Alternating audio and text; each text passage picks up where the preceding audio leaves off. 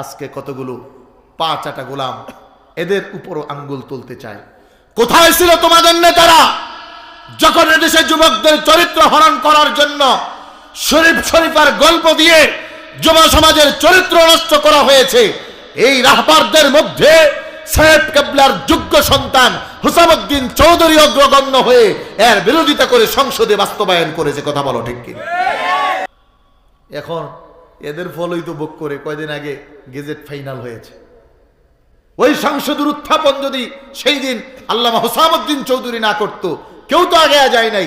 কত নেতাই তো দেখলাম, কত দলের কত নেতা। এখন একবারে প্রেসিডেন্ট হয়ে যাব, এটা হয়ে যাব, সেটা হয়ে যাব। ইমানের দাম আছে না নাই? জোরে বলেন আছে না নাই? এটার নাম হলো রিসালাতের প্রায়োরিটি দেওয়া। আর এদের দাওয়াত যারা জীবনের সব ত্যাগ করে সংসদ চাইল না, ঘর বাড়ি চাইল না, বড় অট্টালিকা চাইল না, ইউনিভার্সিটির প্রফেসর হবে না, বলে প্রতিষ্ঠাতা হতে চাই নাই, বলে আল্লাহর রাসূলের এই দ্বীনকে জিন্দা করতে ঘরে ঘরে দারুল কেরাতের মেহনত যিনি করে গেলেন, ইনি হলেন আল্লামা সাহেব কেবলা ফুলতলি। কথা বলো ঠিক কি? আজকে কতগুলো পা চাটা গোলাম এদের উপরও আঙ্গুল তুলতে চায়। কোথায় ছিল তোমাদের নেতারা যখন এদেশে যুবকদের চরিত্র হরণ করার জন্য শরীফ শরীফার গল্প দিয়ে যুব সমাজের চরিত্র নষ্ট করা হয়েছে?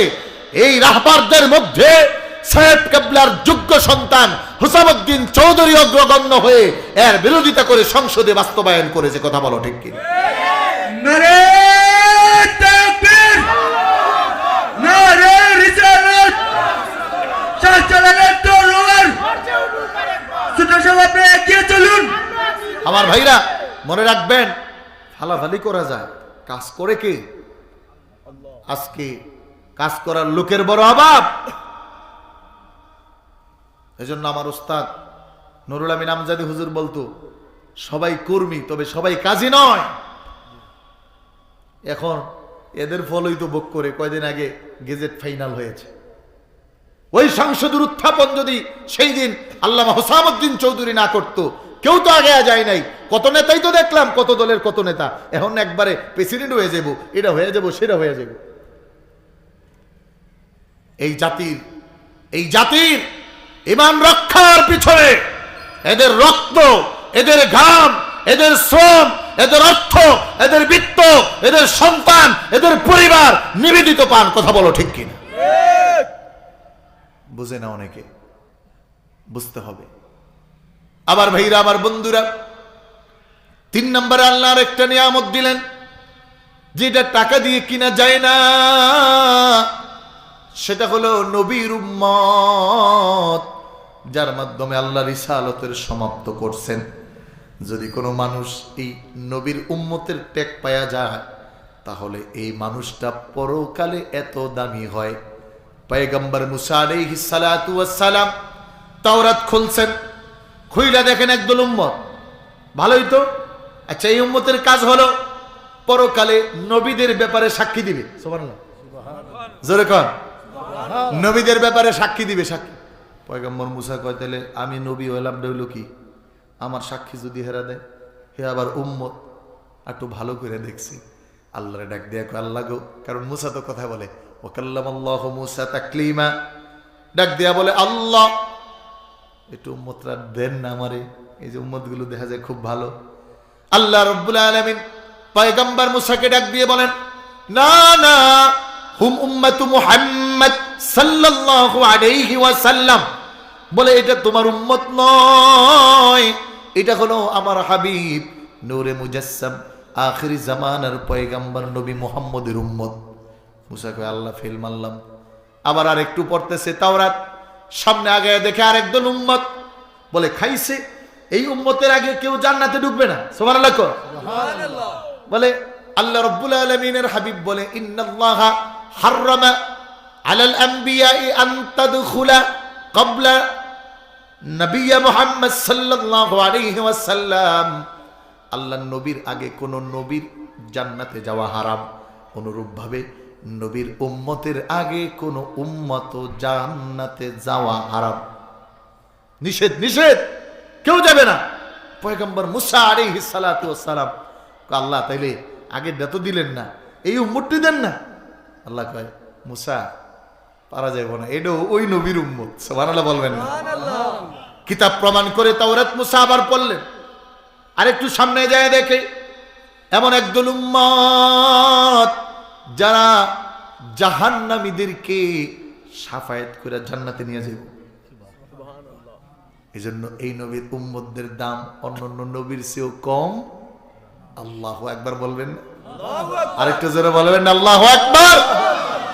আমার এটা বুঝাইতে আপনাকে অনেক সময় লাগবে। কোরআন থেকে থুকনা নিয়ে সূরা লোকমান লাগবে, সূরা শুআরা লাগবে, সূরা ইউসুফ লাগবে, সূরা ইউনুস লাগবে। এত সময় আমার নাই, কিন্তু সংক্ষেপে বুঝাইয়া দেই এক বাক্যে যে নবী তো দামি একটা জায়গা, ঠিক আছে, খুব বুঝবেন। যেমন এমপি আর মন্ত্রী, এটা একটা কি পদ, এটা কি পদ। তো এমপি মন্ত্রী পদে পাওয়ার আছে অনেক, কিন্তু প্রধানমন্ত্রীর পোলার কাছে এই পদের পাওয়ার কথা কয় না। মানে মন্ত্রী আছে আর প্রধানমন্ত্রীর পোলা দাঁড়াইছে। এখন মন্ত্রী কইতেছে মাননীয় প্রধানমন্ত্রী আমার এই কাজটা করে দেওয়া লাগবে, পোলায় কইতেছে এটা করা যেত না, কার্ডটা চলবো। মন্ত্রীর পাওয়ার আছে না? খুব ভালো করে বুঝেন, পোলার পদ নাই, মন্ত্রীর চেয়ার নাই, কিন্তু পাওয়ার মন্ত্রীতে বেশি চলে। সুবহানাল্লাহ। বলে নবীদের ওটা হলো এমন একটা চেয়ার, ওই জায়গায় পাওয়ার জোন, ওটা সেভ আল্লাহকে দিয়ে, গুনাহ করার সুযোগ নাই, আল্লাহ বাঁচাইবো, প্রয়োজন হইলে মুজিজা পাঠিয়ে দিব, যখন যা দরকার সব দিব। এটা একটা সীমানায় আছে। কিন্তু আল্লাহওয়ালা, আল্লাহর প্রিয় যারা হয়ে যায়, তারা যখন তখন চায়া চায় নেয়। নবীদের ক্ষেত্রে প্রয়োজনে আসে, নবীদের চেয়ে বড় বলার সুযোগ নাই সত্য, কিন্তু পাওয়ারের দিক থেকে আল্লাহর কাছে অলিদের পাওয়ারের কম নেই। সুবহানাল্লাহ কন্যা।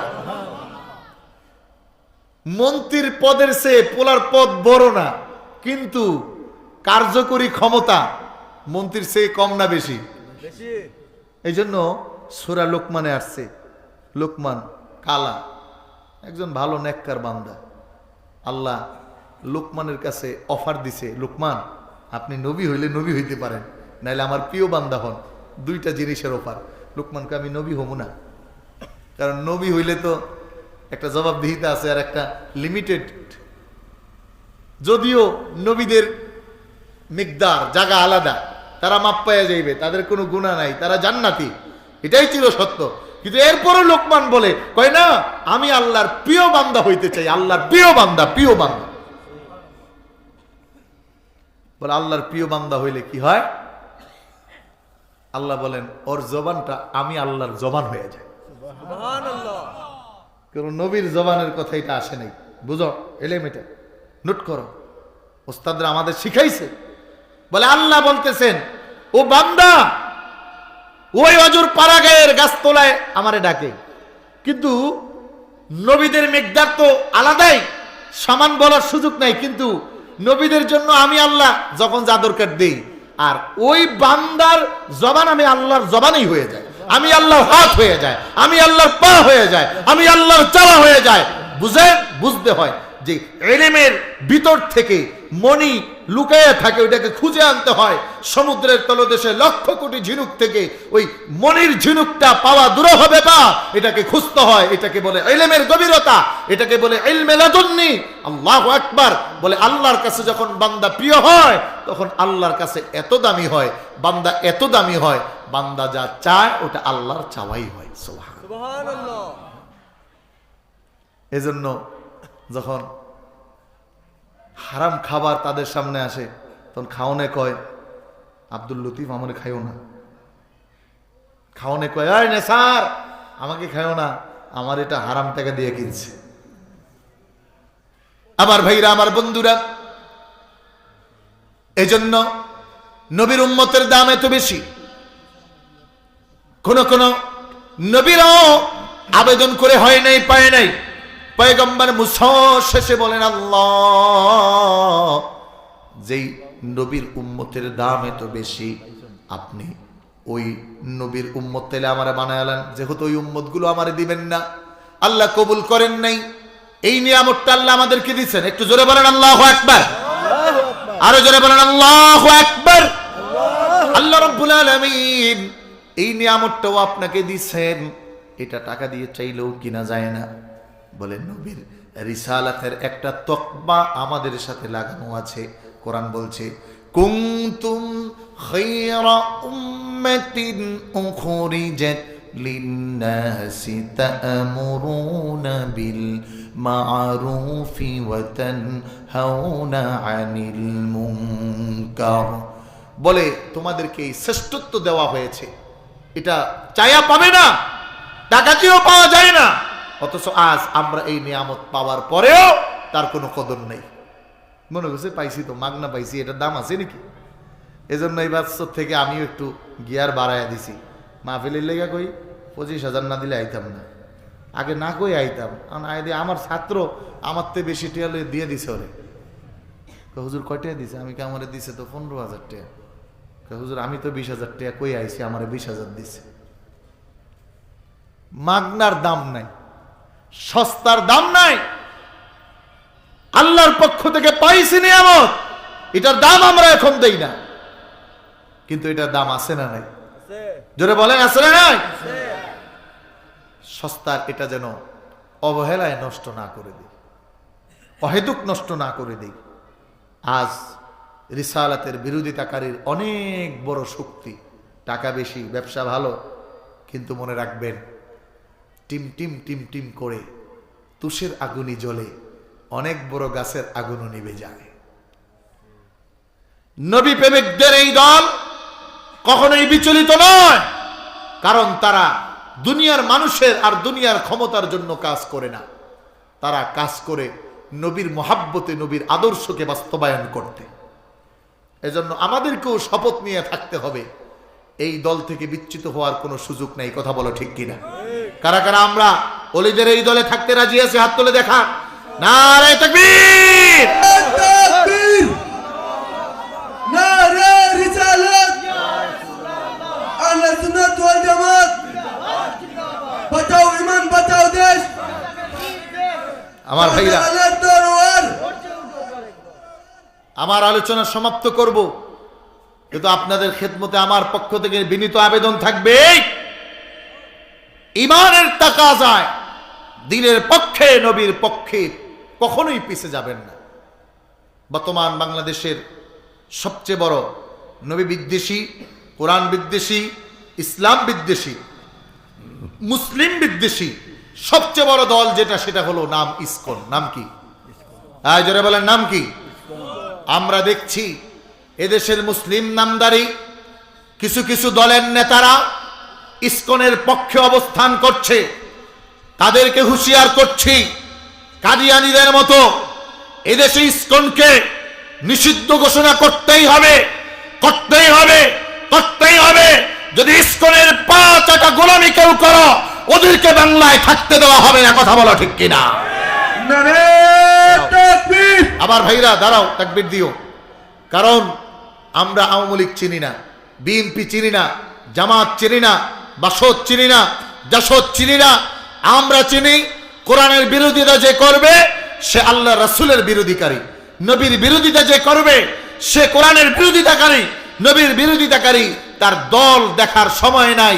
এদেশে ইসকন রাসূলের অবমাননা করেছে, মুসলমানের অবমাননা করেছে। সর্বশেষ আমার ভাই সাইফুলকে শহীদ করেছে, আমার মসজিদে ইট পাটকেল মেরে ভাঙচুর করেছে। সর্বশেষ বাংলাদেশের স্বাধীন পতাকাকে তাদের পতাকার নিচে দিয়ে তারা এটা প্রমাণ করেছে ওরা দেশের শত্রু, দেশের শত্রু, ধর্মের শত্রু, মুসলমানের শত্রু। কথা বলা ঠিক কিনা? সম্মানিত ভাইরা আমার, এজন্য ওদের পক্ষে যদি কোনো ব্যক্তিও নেয়, বুঝতে হবে ওটাও ভারতের 5 গোলাম। কথা বলো ঠিক কিনা? এদেশের 1 ইঞ্চি মাটিও ভারতকে ছাড়া দেওয়ার কোনো সুযোগ আছে? আলহামদুলিল্লাহ আমাদের বর্ডার গার্ডও কিছু কথা কইতেছে। মনে রাখবেন, শয়তানের দোসর যারা, তারা আরো বড় শয়তান। কিভাবে? আপনার শত্রু যে, তারা চিনেন ও শত্রু, আর বন্ধুরূপে যে শত্রু তারা কিন্তু আপনি জানেন বন্ধু, কিন্তু হে কিন্তু আপনার শত্রু। এই ইসকনের দালালি করে যারা এগুলোর এজেন্ট, এরা এদেশে মুসলিম বিদ্বেষী কর্মকাণ্ড ছড়ায়। রাসূলের বিরুদ্ধে এরাই বই লেখায়, রাসূলের বিরুদ্ধে এরাই টাকা দেয় ওই শাহবাগে নর্তকীদেরকে নাচানোর জন্য, রাসূলের বিরুদ্ধে জাফর ইকবালকে প্রমোট করার জন্য এরাই কাজ করে। মনে করবেন এদের বিরুদ্ধে যদি না দাঁড়াতে পারেন তাহলে নবীর পক্ষে আপনি থাকতে পারলেন না। কথাগুলো হয়তো অনেকের কাছে তিতাও লাগতে পারে, কিন্তু কথা এটাই সত্য। ঈমানের সাথে রিসালাতের এই সম্পর্ক নবীর মোহাব্বত দিলে সবচেয়ে বেশি। রাসূল বলেন, বুখারীর হাদিস, একটা লোক তার আমল কম, নেক আমল অনেক নাই, রোজা নাই, নামাজ নাই, ইবাদত কম আছে, কিন্তু যদি রাসূলের মোহাব্বত থাকে, রাসূল বলেন সে আমার সাথে জান্নাতে থাকবে।